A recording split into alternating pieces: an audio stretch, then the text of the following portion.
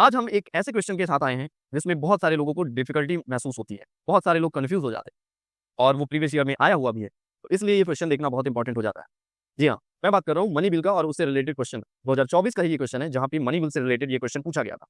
पहले इसको पढ़ो कि क्या पूछा गया था। Article 109 mention the special procedures in respect of money bill. ठीक है। सेकंड कहता है a money bill shall not be introduced in the council of state. And third कहता है the Rajya Sabha can either approve the bill or suggest the changes but can not reject it. And चौथा कहता है amendments to the money bill suggested by the Rajya Sabha have to be accepted by the Lok Sabha. अब आपके option है 1 2 2 3 1 2 3 and 1 3 4।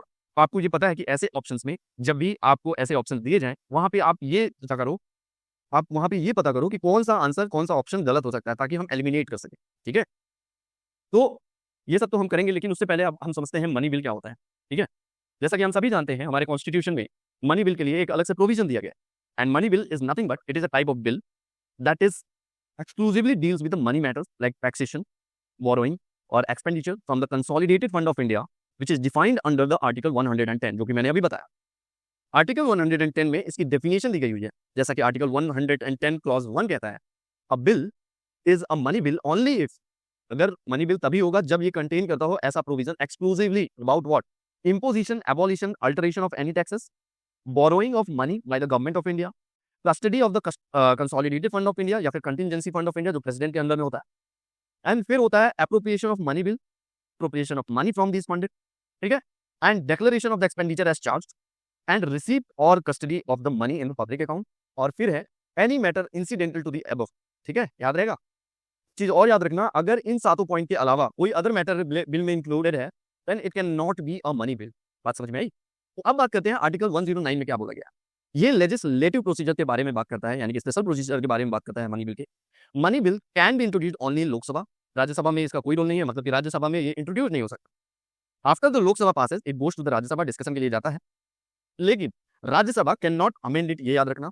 It can only make a recommendation, और recommendation को भी राज्यसभा लोकसभा माने या ना माने ये उसके ऊपर डिपेंड करता है। और अगर मान लो 14 दिन के अंदर राज्यसभा इस पर कोई प्रतिक्रिया नहीं देता है तो भी ऐसा माना जाएगा कि ये पास कर दिया गया है राज्यसभा के द्वारा। ठीक है। अब बात करते हैं मनी बिल, फाइनेंस बिल। और तो मनी बिल को डिफाइन किया गया है 110 आर्टिकल में, जो कि मैंने अभी बताया। और उसमें है फाइनेंस बिल। फाइनेंस बिल दो टाइप के होते हैं, एक टाइप 1 और एक टाइप 2। टाइप 1 की बात करें so it contains the matters related to money and other matter but not exclusively needs the president's recommendation. उसके लिए प्रेसिडेंट की प्रायर रिकमेंडेशन नहीं जरूरी है। For example finance bill with change in the companies act जो किया गया। और अगला है finance bill type 2 which has the financial provision but not under the article 110। ठीक है। और ये ऑर्डिनरी बिल की तरह ट्रीट किया जाता है। तो इसका आंसर क्या होगा कि article 109 is a special mentions the special procedure in respect to the money bill. Yes, अभी मैंने इसके बारे में बताया, तो आंसर ऑप्शन 1 सही है। ऑप्शन 2 कहता है a money bill shall not be introduced in the council of state. यहां सिर्फ लोकसभा में पेश हो सकता है।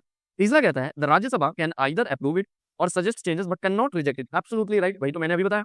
और चौथा कहता है कि amendment to the money bill suggested by the Rajya Sabha have to be accepted. नहीं, ऐसा कोई नियम नहीं है, आप ऐसा नहीं कर सकते, मतलब राज्यसभा के पास ये पावर नहीं है। तो द आंसर इज 1 2 एंड 3।